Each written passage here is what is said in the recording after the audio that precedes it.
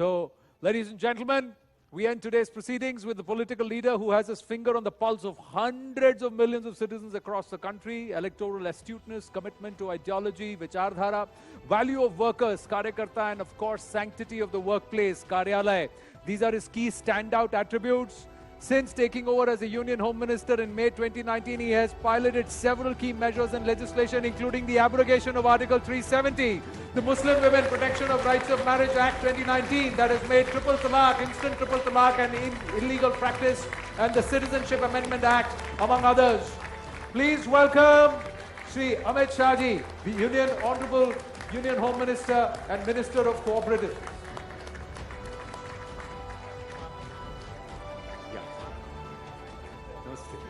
Please. And may I request our Group Editor-in-Chief, Rahul Joshi ji, to please come on the stage and take it forward.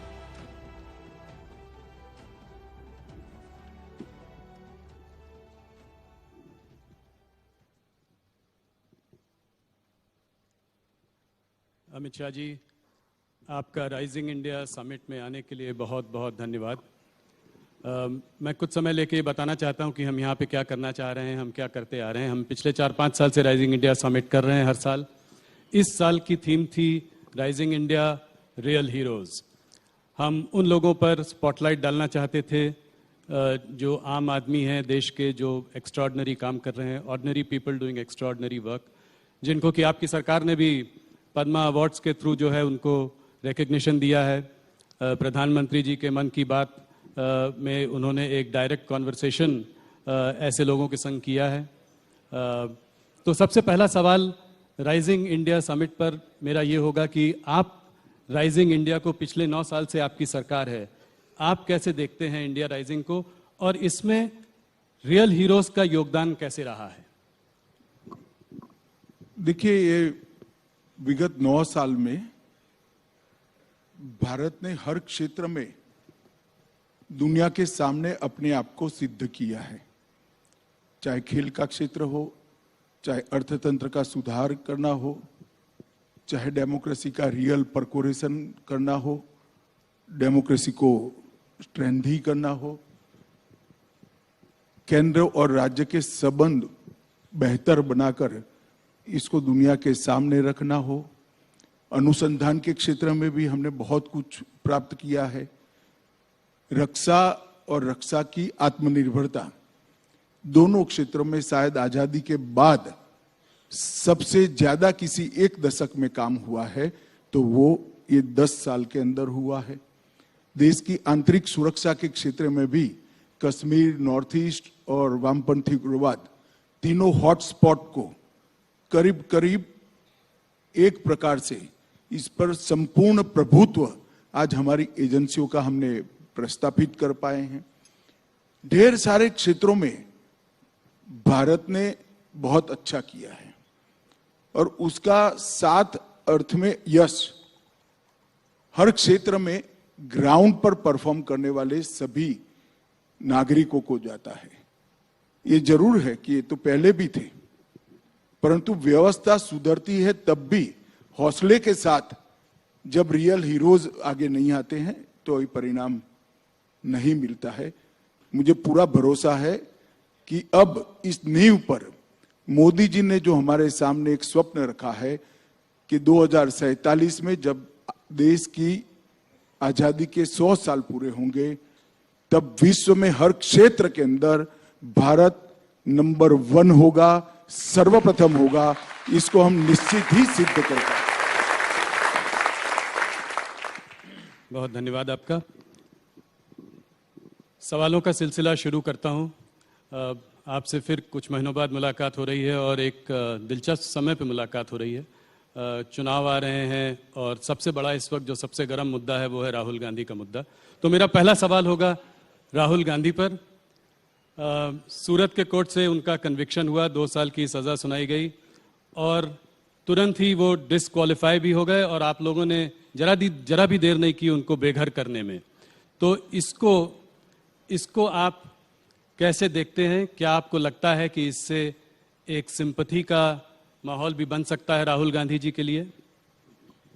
देखिए राहुल जी, अगर आपने ये पूरे कानून को और सुप्रीम कोर्ट के जजमेंट को जरा स्टडी किया होता तो आप मुझे सवाल ही नहीं पूछते।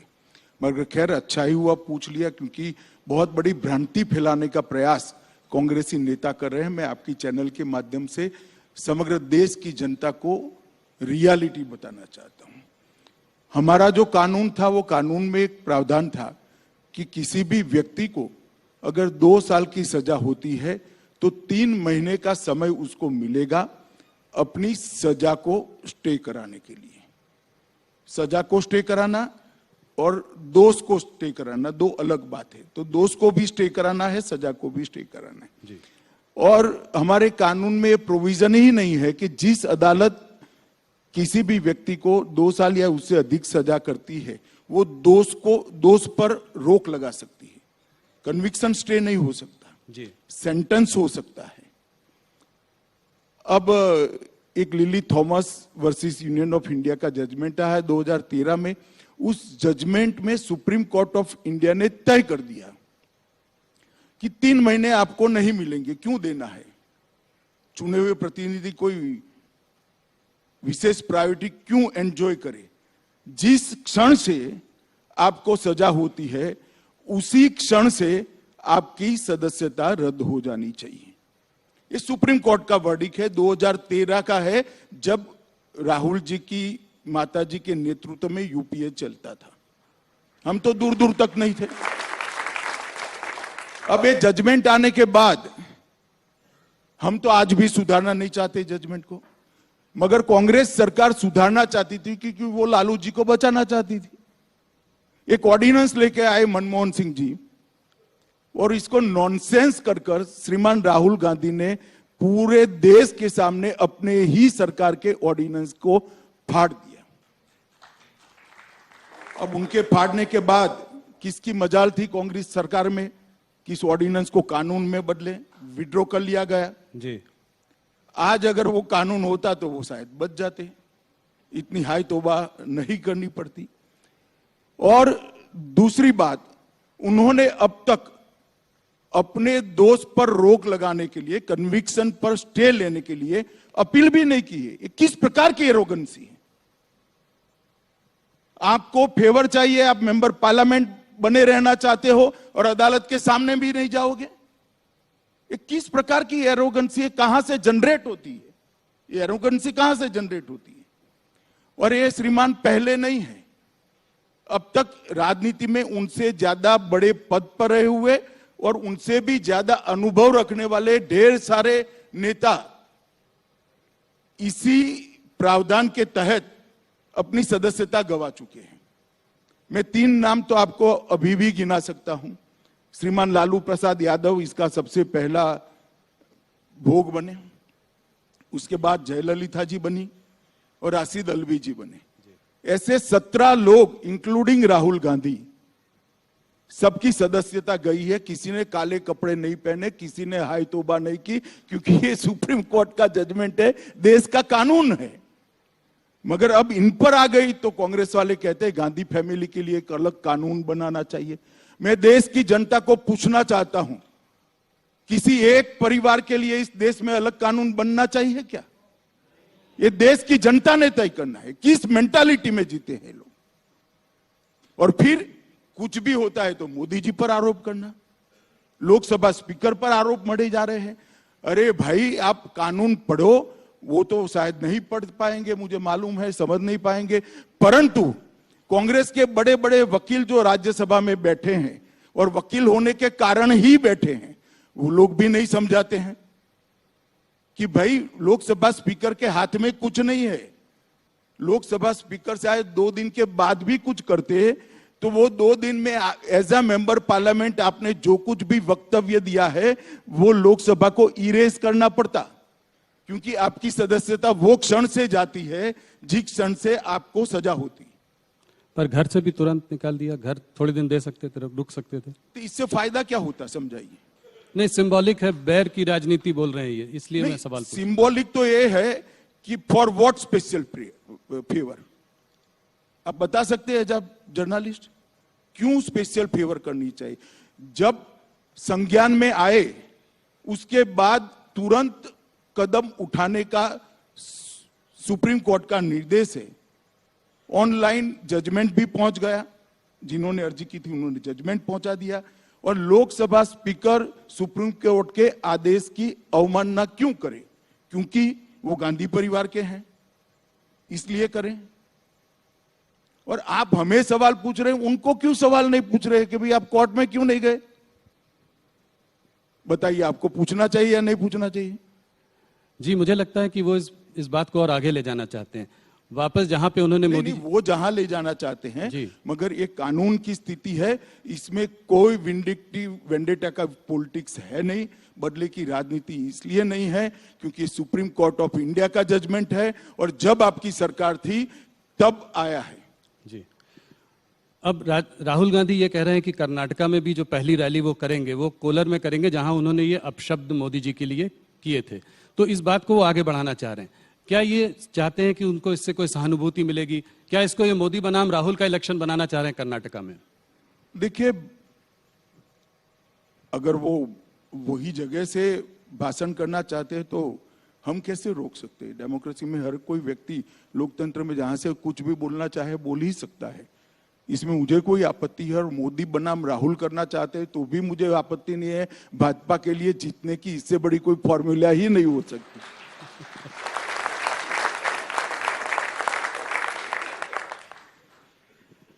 अमित जी, आपकी पार्टी ये जो अपशब्द राहुल जी ने मोदी जी के लिए कहे, आपकी पार्टी इसको एक एंटी ओबीसी कलर भी देने की कोशिश कर रही है, ऐसा क्यों? देखिए, उन्होंने मोदी जी को नहीं कहा है। पूरा भाषण आप सुन लीजिए जी। और मेरे इंटरव्यू के पहले चलाकर भी दिखाइएगा तो लोग भी सुने। उन्होंने मोदी समाज मतलब तेली समाज में सभी लोग क्यों चोर होते हैं ऐसा एग्जैक्ट नहीं कहा। उन्होंने ये कहा कि सारे चोरों का सरनेम मोदी क्यों होता है, ये कहा है जी। तो वो उन्होंने ओबीसी समाज का ही जानबूझकर अपमान किया है। इसमें पार्टी के बनाने का सवाल नहीं है, उन्होंने बोला ही ऐसा है। और जो महाशय कोर्ट में गई इसके खिलाफ, स्टेटमेंट के खिलाफ, उनका कंटेंशन भी वही है और जजमेंट का सार भी वही है। आगे ये भी कह रहे हैं कि मैं कोई सावरकर नहीं हूं जो माफी मांगू, गांधी माफी नहीं मांगते।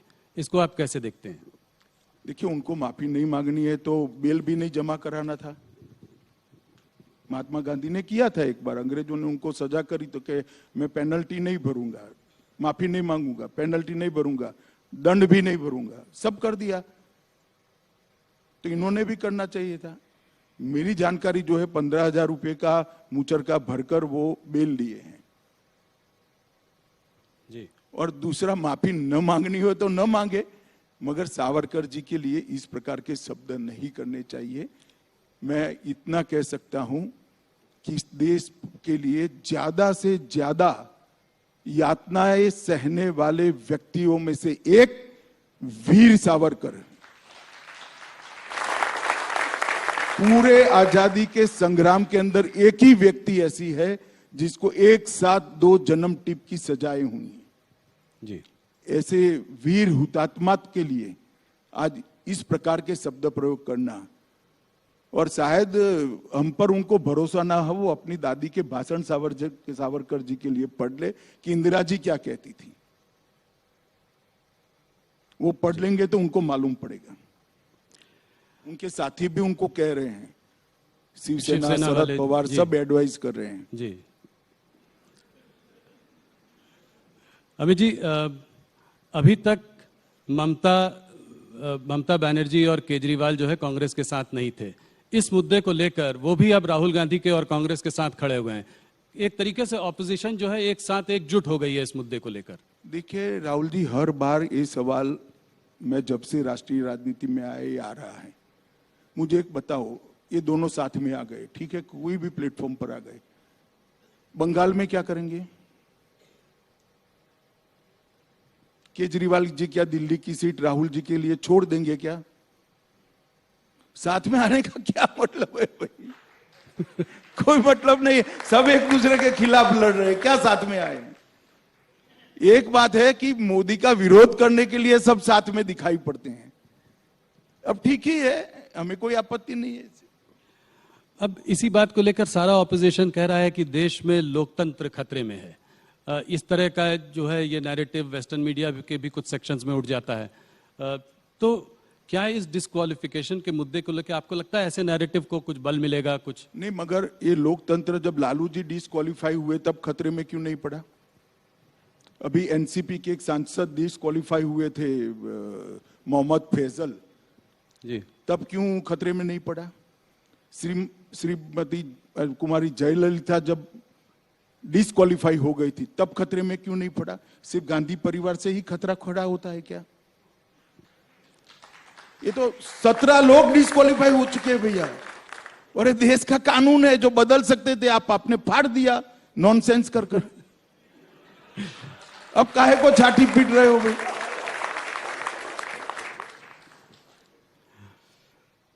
अमित जी, थोड़ा आने वाले चुनाव, कर्नाटका के चुनाव की ओर देखते हैं। कुछ प्रदेश के चुनाव इस साल जो हैं बड़े चुनाव हैं, कर्नाटका, मध्य प्रदेश, राजस्थान, छत्तीसगढ़, और ये एक तरीके से 2024 के पहले एक सेमीफाइनल मैच है। तो आप कर्नाटका के चुनाव को कैसे देखते हैं?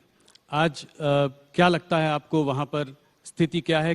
कितनी सीटें देते हैं आप? ये सवाल मैं हर बार आपसे पहले पूछता हूँ। देखिए, मैं कर्नाटक 9 दिन लगाया हूं, चुनाव की घोषणा की पहले आज ही हुई है, और करीब करीब कर्नाटक के जो 5 क्षेत्र है, मुंबई कर्नाटक, कल्याण कर्नाटक, मैसूर, बेंगलुरु, इस तरह के जो 5 क्षेत्र है, 5 क्षेत्र में मैं जाकर आया हूं और 9 दिन तक डिटेल दौरा किया है। मैं आपको पक्का असेसमेंट कर रहा हूं कि हम निश्चित रूप से हाफ वे मार्क से काफी आगे रहेंगे। पूर्ण बहुमत की भारतीय जनता पार्टी की सरकार बनने जा रही है। 1985 में रामकृष्ण हेगड़े जी के बाद कभी दोबारा रिपीट नहीं हुई है सरकार, इसके बाद भी आपको इतना भरोसा है? 30 साल के बाद 30 साल तक कभी भी पूर्ण बहुमत की सरकार नहीं आई थी। कई सालों से पूर्ण बहुमत की सरकार रिपीट भी नहीं हुई थी 77 के बाद। ये दोनों मोदी जी के समय में हुआ, ये भी हो जाएगा, आप चिंता मत करिए। एक अजीब सी चीज देखी कर्नाटका में, मुख्यमंत्री बोमई हैं और चेहरा येडियुरप्पा।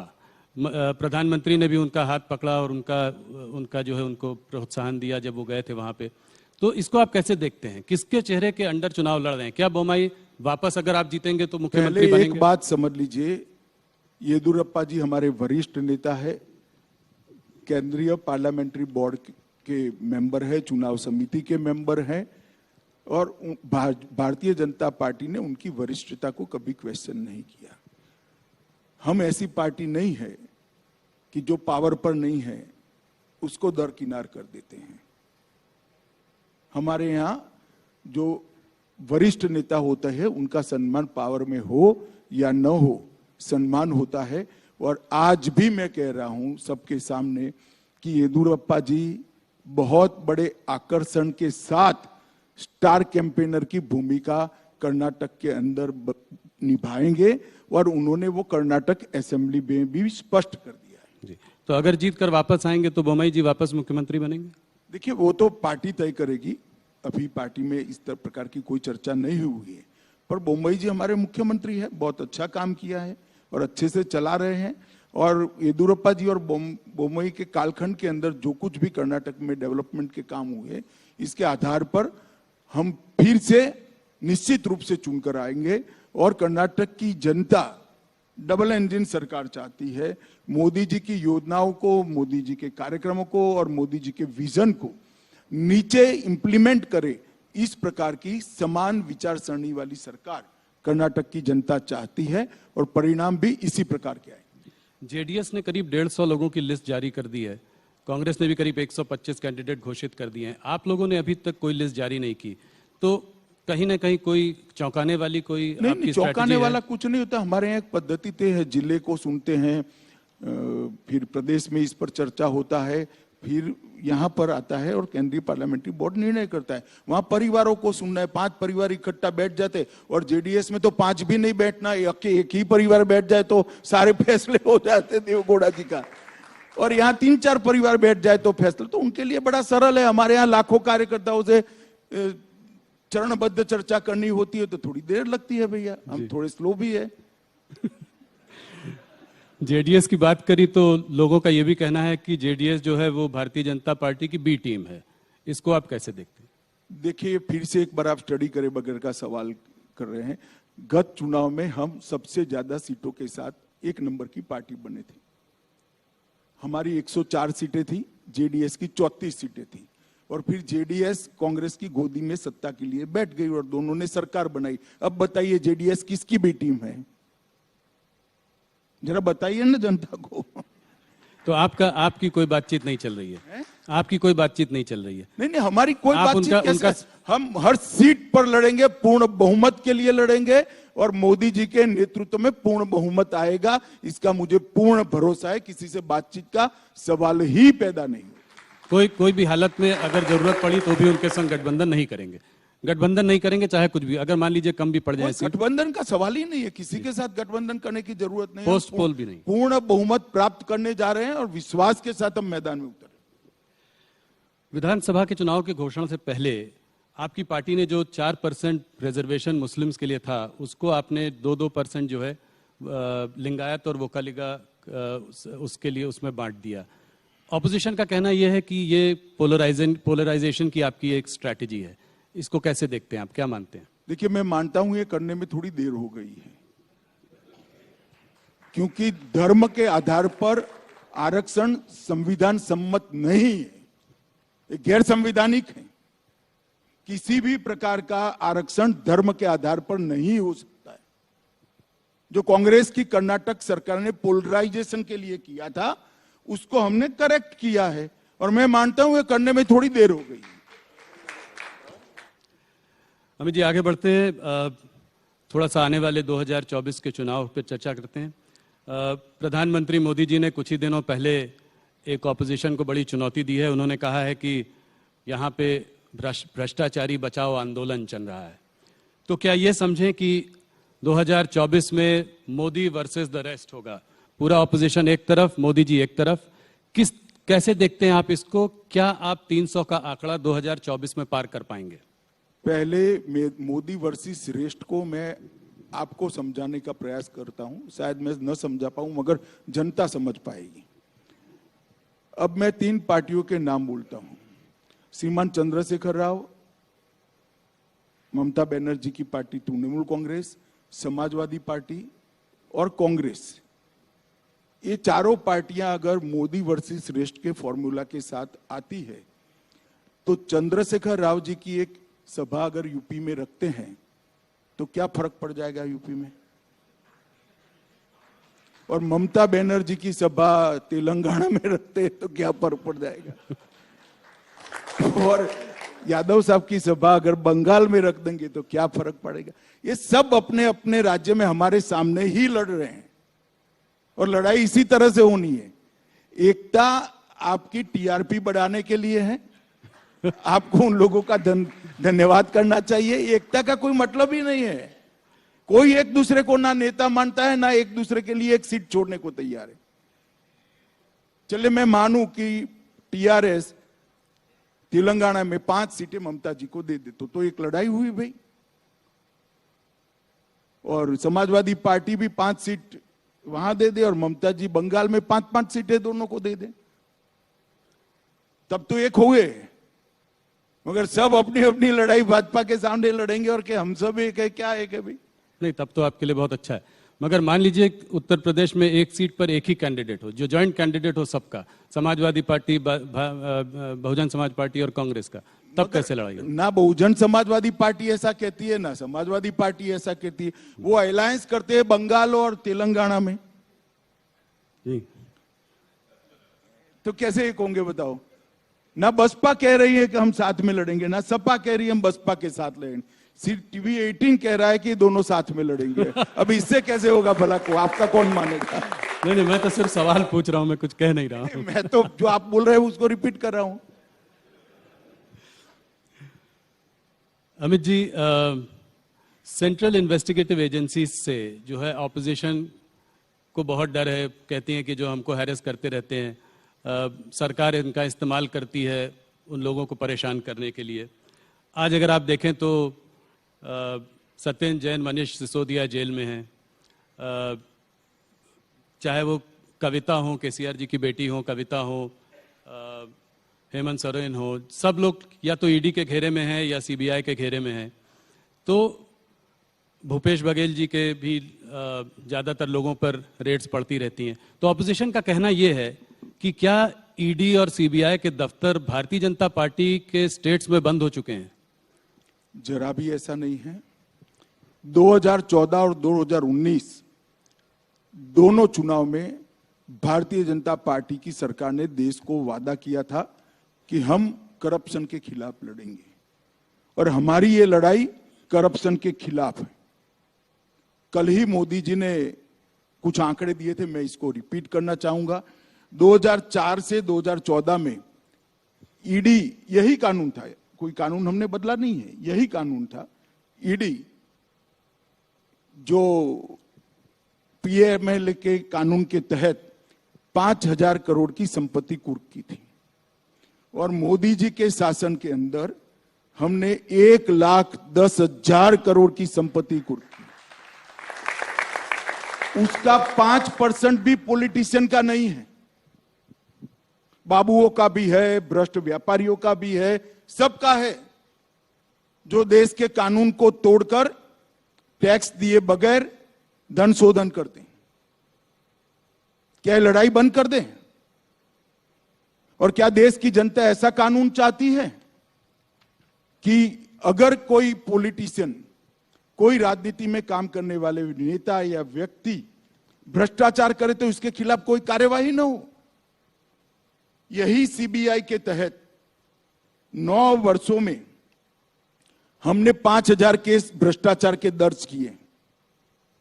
कांग्रेस ने 500 भी नहीं किए थे, 500 भी नहीं।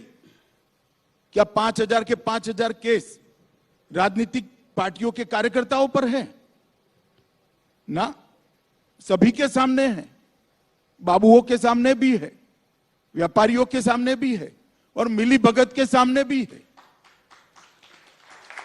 और जहां तक दुरुपयोग का सवाल है, लालू जी पर केस किसने किया था? यूपीए की सरकार ने किया था जी।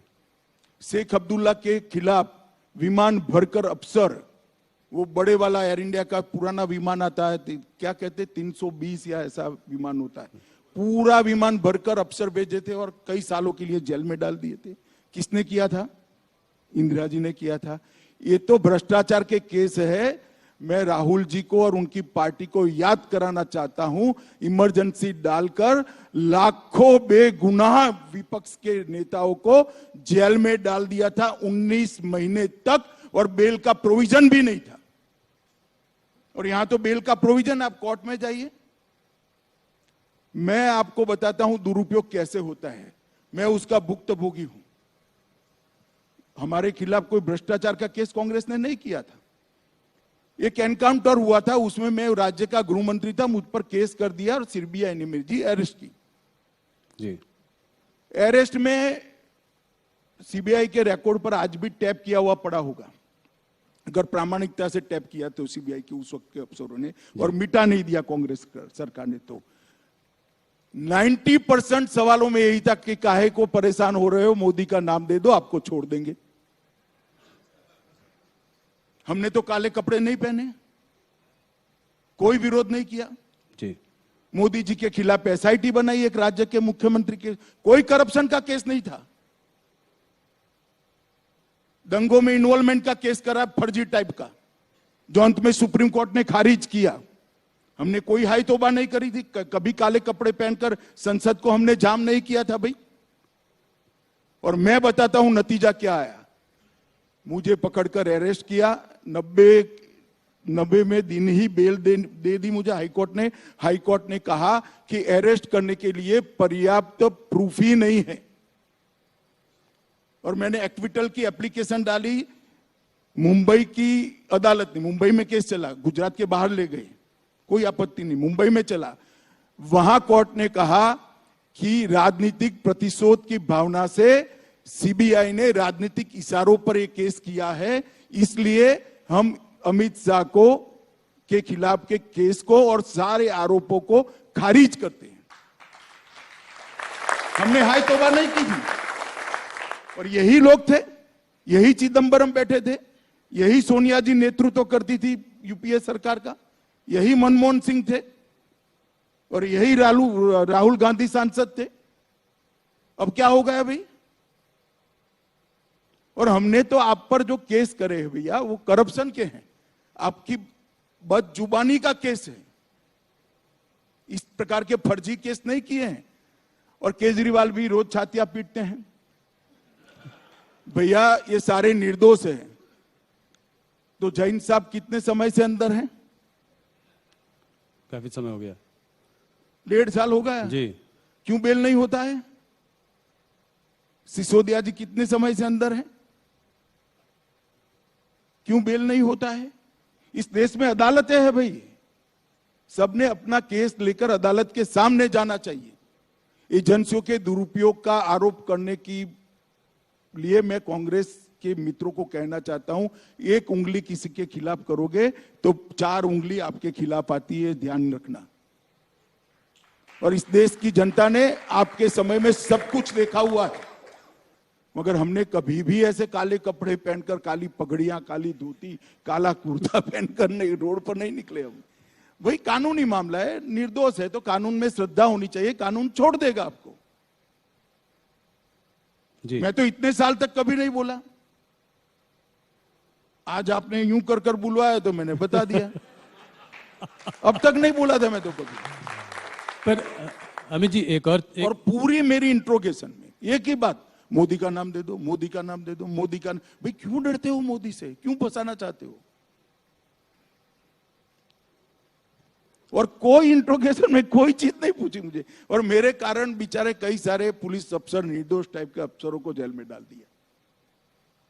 और वही कांग्रेस आज ये प्रलाप कर रही है, वही चिदंबरम साहब आज बोल रहे हैं, वही कपिल सिब्बल बोल रहे हैं, वही अभिषेक मनु सिंघवी बोल रहे हैं। उनको आत्मचिंतन करना चाहिए कि भ्रष्टाचार का जितना भी पैसा इकट्ठा किया है एक बार सामने से अदालत के सामने जाकर दे दे, शायद अदालत माफ कर दे उनको। ये ढूंढ कर पकड़ेंगे तो तकलीफ आएगी। एक ऑपोजिशन लीडर का कहना यह है कि ये सारे आप भ्रष्टाचार के जो केसेस आप इन्वेस्टिगेट एजेंसीज तो करती हैं, पर अगर नेता पार्टी बदलकर भारतीय जनता पार्टी में आ जाए तो उसके खिलाफ केसेस को ड्रॉप कर दिया जाता है। ये बिल्कुल बेसलेस बात है। इस देश में अदालतें हैं, आपके पास अगर कॉन्क्रीट केस है तो लेकर अदालत में जाइए, अदालत सीबीआई को डायरेक्ट करेगी, ईडी को डायरेक्ट करेगी। कौन ईडी और सीबीआई की हिम्मत है अदालत के डायरेक्शन के खिलाफ काम करने की? बताइए किसकी हिम्मत है? और कांग्रेस पार्टी क्या मानती है? इस देश में अदालतें बंद हो गई है, जाइए आप अदालत में। ये 14 ऑपोजिशन पार्टीज ने सुप्रीम कोर्ट में एक याचिका दायर की भी है, जहां पे वो कह रहे हैं कि गाइडलाइंस फॉर अरेस्ट होना चाहिए। 3 गाइडलाइंस की उन्होंने बात करी है, इसको कैसे देखते हैं? अरे भाई, इस देश में अरेस्ट की, बेल की और रिमांड की, तीनों की गाइडलाइन सुप्रीम कोर्ट के 5 जजमेंटों से प्रस्तावित है। वो सब भी जानते हैं, मगर ये जनता को गुमराह करना चाहते हैं। जनता ऐसी बातों से गुमराह नहीं करना तो होती है भैया, ऐसी बातों से गुमराह नहीं होती जनता। जी। कुछ अन्य राज्यों के चुनाव के बारे में बात करना चाहूंगा। राजस्थान, मध्य प्रदेश और छत्तीसगढ़ के चुनाव भी आने वाले हैं इस साल। तो इन तीनों स्टेट्स में आप अपनी परिस्थितियों को कैसे देखते हैं? क्या लगता है आपको इन तीनों स्टेट्स में क्या होगा? देखिए, तीनों राज्यों में अभी चुनाव की देरी है, मगर तीनों राज्यों का मेरा दौरा हुआ है। राजस्थान का कम, मध्य प्रदेश और छत्तीसगढ़ का ज्यादा दौरा हुआ है। मैं इतना बताता हूं कि दोनों जगह पे कांग्रेस की सरकार की खिलाफ जबरदस्त रोष का माहौल मैं देखकर आया हूं, और मैं बहुत आशान्वित हूं कि मध्य प्रदेश और छत्तीसगढ़ दोनों जगह उलटफेर होने जा रहा है। और राजस्थान में तो शायद कांग्रेस भी मानती है कि अब हमारा नंबर नहीं लगने वाला है। मध्य प्रदेश की अगर बात करूं तो पिछली बार कमलनाथ ने वहां पे बड़ी अच्छी फाइट दी थी और आप लोगों को बाद में सरकार को पलटना पड़ा था। इस बार भी कमलनाथ का नेतृत्व है, कांग्रेस खड़ी हुई है और एक कांटे की टक्कर का वो दिखाई देता है। क्या आपको लगता है कि इस बार आप जीत जाएंगे? पिछली बार आपको दिक्कत हुई थी। नहीं, पक्का जीत जाएंगे। पिछली बार दिक्कत हुई थी क्योंकि वहां पर कुछ कास्ट बेस्ड आंदोलन खड़े किए गए थे और कास्ट बेस्ड आंदोलन के कारण वोटर प्रभावित हुआ था, कलर्ड हुआ था और वो आंदोलन के परछाई में एक चुनाव हुआ था। ऐसा ही कास्ट बेस्ड आंदोलन गुजरात में भी खड़ा किया था जी। इस बार नहीं, इसके पहले के चुनाव में इसकी परछाई में चुनाव हुआ, तो स्वाभाविक रूप से लोकतंत्र में थोड़ा असर होता है इसका। परंतु इस बार हमें वो लोग समझ गए हैं, जनता समझ गई है कि राजनीतिक हथकंडा था। अब मैं जाकर आया हूं, मैं पूरा माहौल देखकर आया हूं, मुझे तो बहुत अच्छा माहौल की अनुभूति होती। और छत्तीसगढ़ में भूपेश बघेल के सामने आपका चेहरा कौन होगा? उम्मीदवार तो हर सीट पर कोई ना कोई लड़ेगा, नेता कौन होगा वो अभी हमने तय नहीं किया है, तय करेंगे तब आपको जरूर बता देंगे। राजस्थान में आप अपनी सिचुएशन को कैसे देखते हैं? वहाँ अशोक गहलोत जी जो है वो तो अपने ही कांग्रेस हाईकमांड को ही चकमा दे गए और वहाँ जमे हुए हैं, तो उनसे आप अपनी लड़ाई कैसे देखते हैं? क्या वसुंधरा जी आपका चेहरा होंगी या कोई?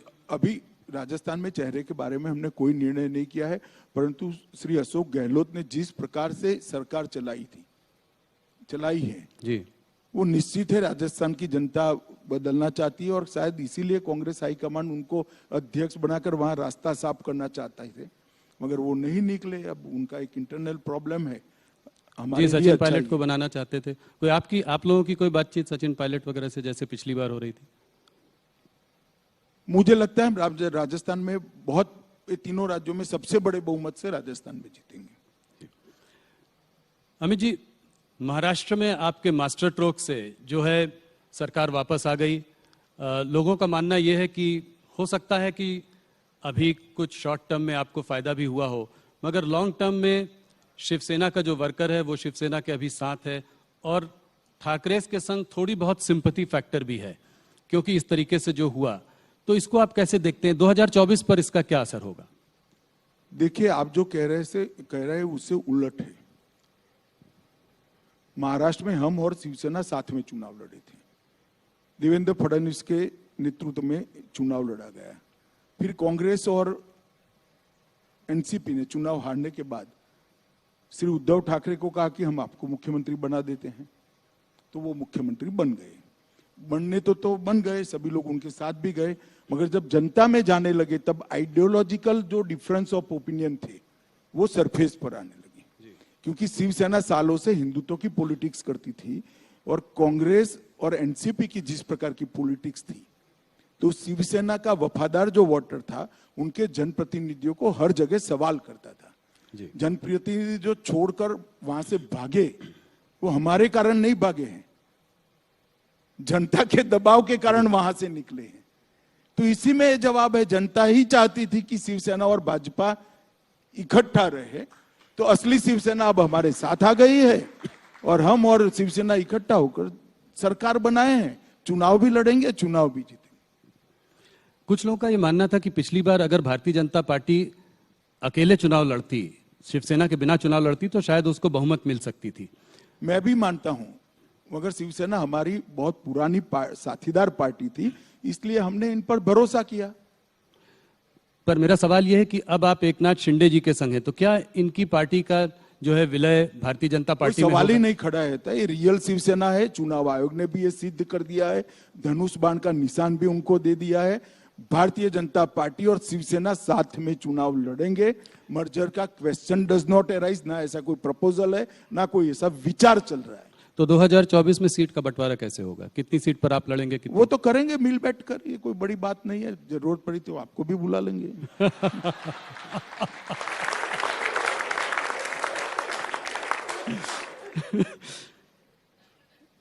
अमित जी, जो महाराष्ट्र में हुआ उस पर सुप्रीम कोर्ट ने टिप्पणी की, जो 5 मेंबर कॉन्स्टिट्यूशन बेंच जो सुप्रीम कोर्ट की थी, उन्होंने कहा कि गवर्नर को एमएलएस के मतभेद होने की वजह से फ्लोर टेस्ट की कोई बुलाने की कोई आवश्यकता नहीं थी। क्या कहते हैं आप? देखिए, जजमेंट नहीं है, सामने वाले पक्ष को सुनकर जज साहब ने दिया हुआ डायस पर से रिएक्शन है। जी, मैं मानता हूं उसके बाद शिवसेना के लॉयरों ने भी ढंग से इसका जवाब किया है कि तथ्य क्या थे। जजमेंट आने तक बहुत आकलन नहीं लगाना चाहिए। जजमेंट आएगा तो सुप्रीम कोर्ट है, देश की सर्वोच्च अदालत है, जो तय करेगी वो सब लोग मानेंगे। मगर जज साहब काफी सवाल सुनवाई के दौरान पूछते हैं, उसको जजमेंट नहीं मान लेना चाहिए। अभी जी 2024 के चुनाव के बारे में बात करते हैं। अगर आप देखें, आपको 300 के ऊपर सीट मिली थी, ज्यादातर स्टेट्स में सैचुरेशन सीट्स मिली थी। उत्तर प्रदेश में काफी ज्यादा सीट थी। देखो राहुल जी, आपकी स्मृति थोड़ी वीक है, मेरी बहुत शार्प है जी। 2019 के शुरुआत में पहला सवाल आपने ये किया था कि 14 में सैचुरेशन पर हो क्या होगा और 19 में हमारी सीटें बढ़ गई। इस बार भी कहता हूं, गत चुनाव से ज्यादा सीटों के साथ फिर से एक बार मोदी जी प्रधानमंत्री। ये एक्स्ट्रा सीट जो है वो कहां से आएंगी? एक्स्ट्रा सीट्स कौन से, किन प्रदेशों से आप देख रहे हैं ज्यादा सीटें आएंगी पिछली बार से? कई सारी, लास्ट टाइम मैं कहता था कि बंगाल से हम सीट बढ़ाएंगे, कोई नहीं मानता था, अब बढ़ गई। नहीं, 18 सीट उड़ीसा से बढ़ाई, तेलंगाना से बढ़ाई। हमारी पार्टी जमीन पर काम करने वाली पार्टी है और मोदी जी का ऑरा भारत की चारों दिशा से अंतिम गांव से लेकर दिल्ली तक है जी। साउथ में तमिलनाडु और केरला में आप कैसे देखते हैं? मोदी जी का ऑरा वहां पर भी है, मगर सीट पे कैसे कन्वर्ट होगा? कोई तालमेल एआईडीएमके? वहां हमारा संगठन वीक था, हमने काफी प्रयास किए हैं, काफी सुधार किया है, ढेर सारे गांवों तक पहुंचे, ढेर सारे बूथों तक पहुंचे हैं, और जहां वीक है और हमारे साथ साथी भी है। तो एआईएडीएमके के साथ कुछ गठबंधन रहेगा? हाँ, हमारा है ही अभी तो गठबंधन। अमित जी, थोड़ा कुछ उन मुद्दों पे बात करते हैं जिनसे आपके मंत्रालय का डायरेक्ट संबंध है। आज देश में पंजाब में जो हो रहा है उस सिचुएशन को आप कैसे देखते हैं? अमृतपाल को गिरफ्तार करने के लिए आपकी मुलाकात भगवंत मान जी से मार्च की शुरुआत में हुई। उनको गिरफ्तार 2 हफ्ते बाद करने की कोशिश भी की गई, मगर वो हाथों से निकल गए। तो ये कैसे हुआ? अमृतपाल, जब आप लोगों का इतना तालमेल बना तो वो बचकर कैसे निकल गए? देखिए, ये सारी चीजें मैं सार्वजनिक रूप से यहाँ नहीं बता सकता, मगर इतना बताता हूँ, हर 3 महीने में पंजाब के मुख्यमंत्री को मिलता हूँ, सारे राज्यों के मुख्यमंत्रियों को मिलता हूँ। ये कोई नई बात नहीं, इसको कोई घटना के साथ नहीं जोड़ना चाहिए, एक बात। दूसरी बात, जहां तक भारतीय जनता पार्टी की नरेंद्र मोदी का सवाल है, किसी भी राज्य में लॉ एंड ऑर्डर होता है, इरिस्पेक्टिव ऑफ पार्टी पॉलिटिक्स, हम वो राज्य के साथ चट्टान की तरह खड़े हैं, क्योंकि ये मामला देश का होता है, पॉलिटिक्स का नहीं। और पंजाब सरकार जो भी कदम उठाना चाहती है, केंद्र सरकार उनके साथ है। तो आप इसमें गलती किसकी मानते हैं? ये कैसे हुआ कि हम साथ में मिलकर भी? गलती का इतना जल्दी आकलन मत लगाइए ना जी। कुछ बात चल रही है ढेर कि सारे लोग पकड़े गए हैं, ढेर सारे लोगों को उन्होंने एनएसए भी लगाया है, ढेर सारे लोगों को जेल में भी डाला है, अलग अलग प्रकार के केस भी रजिस्टर हुए, ढेर सारी मात्रा में हथियार भी जब्त हुए। मैं मानता हूं कि कठोर कार्यवाही की गई। और आपको उम्मीद है कि अमृतपाल को पकड़ लिया जाएगा जल्द से जल्द? मेरी उम्मीद से कहीं नहीं हो, कुछ नहीं होता है। एजेंसियां और पुलिस दोनों कार्यरत है, वो अपना काम करेंगी। और मैं मानता हूं ये सारे सार्वजनिक इंटरव्यू के हिस्से नहीं होते हैं, संवेदनशील प्रकार की बातें हैं और उसको इसी प्रकार से टैकल करना चाहिए। अमित जी, जो पंजाब में हुआ उसका हमने बाहर भी देखा कि भारतीय दूतावासों में जो है हिंसक प्रदर्शन हुए। Vancouver, Melbourne, Washington DC, San Francisco, हर जगह इस तरह के प्रदर्शन हुए।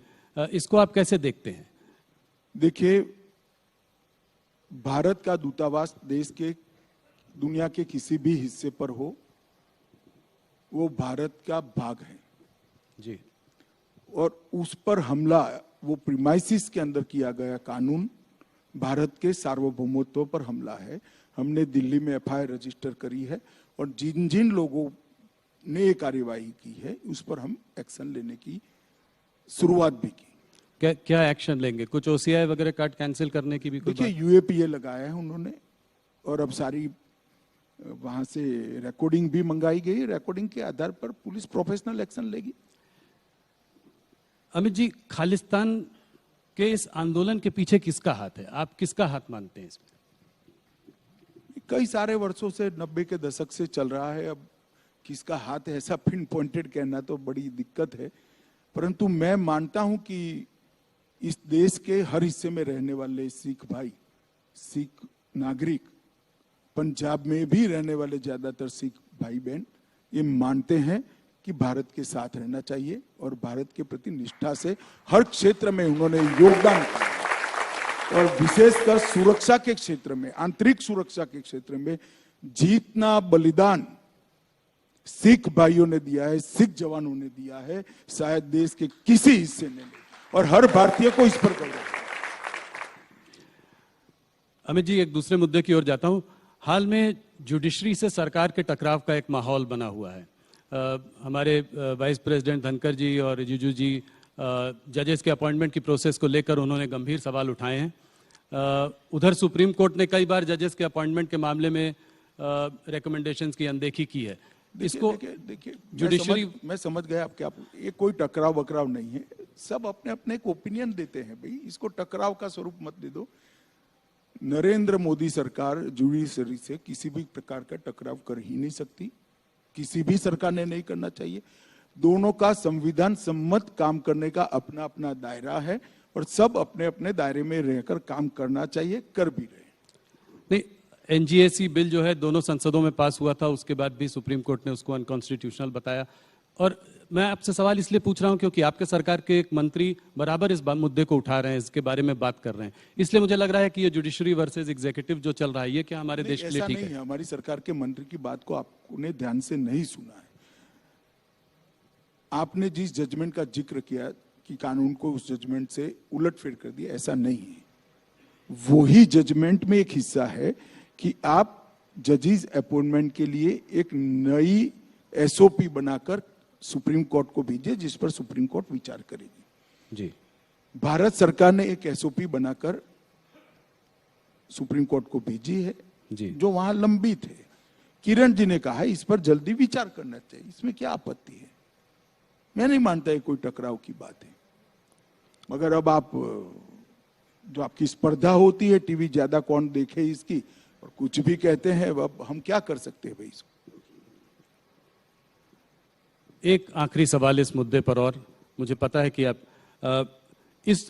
ये नोकझोंक जो है सुप्रीम कोर्ट, ये अडानी में भी उन्होंने एक जो है क्या कहते हैं कमेटी का गठन किया, आईबी रिपोर्ट जो है जजेस पर आईबी रिपोर्ट भी पब्लिक की, तो इलेक्शन कमीशन में भी सरकार की पावर्स को थोड़ा डाइल्यूट किया। तो क्या आप ये नहीं देखते कि इसमें थोड़ा यहाँ पे कुछ नोकझोंक? फिर भी एक बार जजमेंट नहीं पढ़ा है। दोनों इलेक्शन कमीशन पर जो जजमेंट आया है, उन्होंने कहा है कि सरकार जब तक कोई कानून नहीं बनाती तब तक की ये स्टॉप गैप अरेंजमेंट उन्होंने बताई है।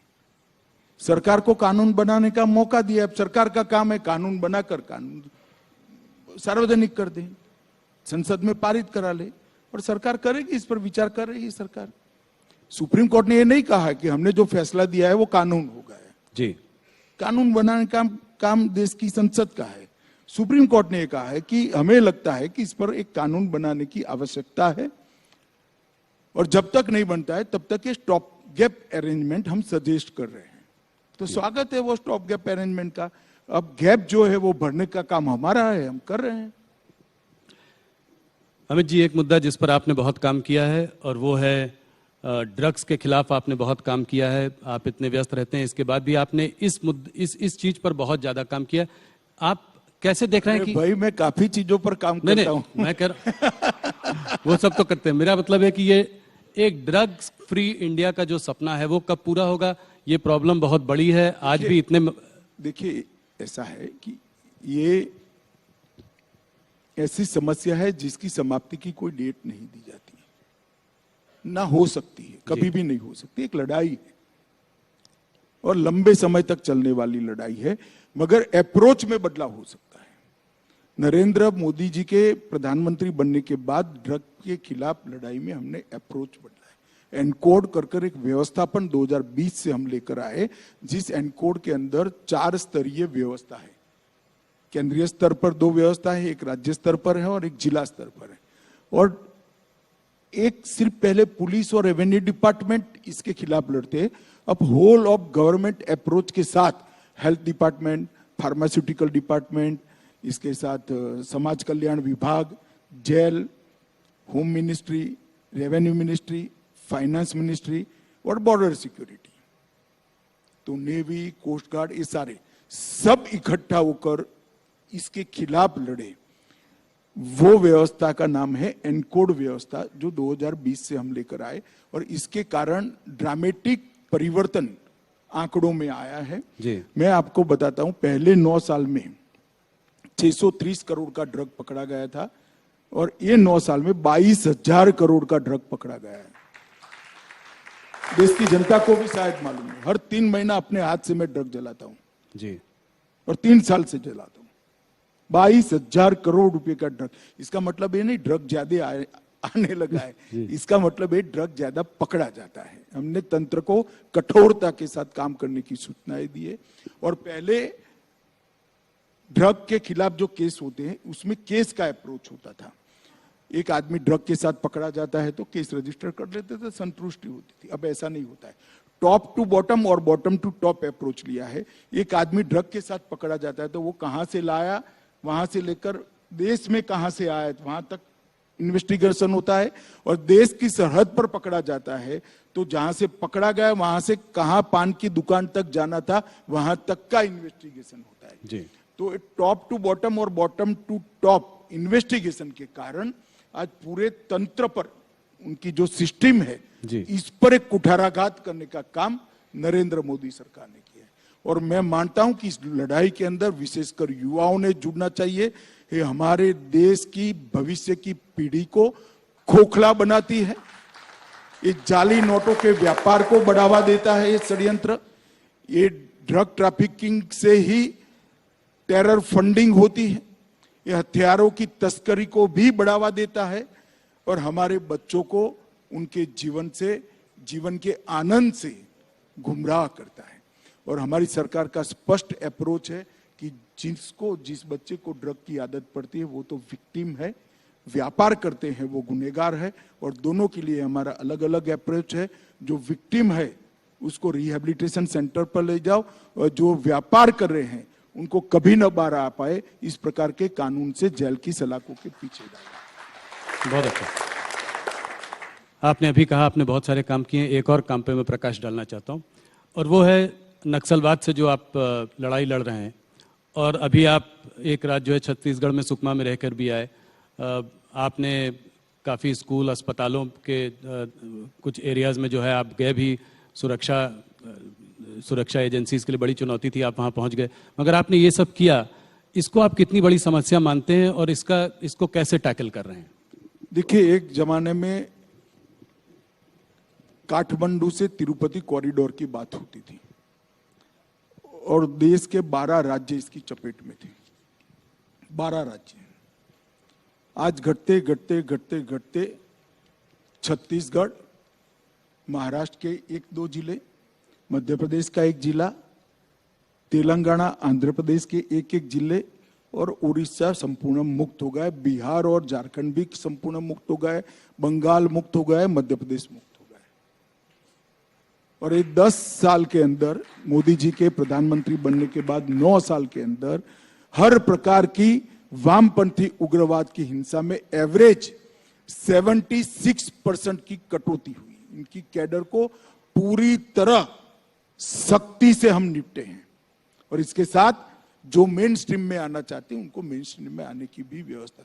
मैं मानता हूं कि बहुत कम समय के बाद ये देश, हम ऐसा सोच सकेंगे, ऐसा सुन सकेंगे, ऐसा देख सकेंगे कि देश वामपंथी उग्रवाद से संपूर्ण रूप से मुक्त हो चुका है। अमित जी, एक सवाल और।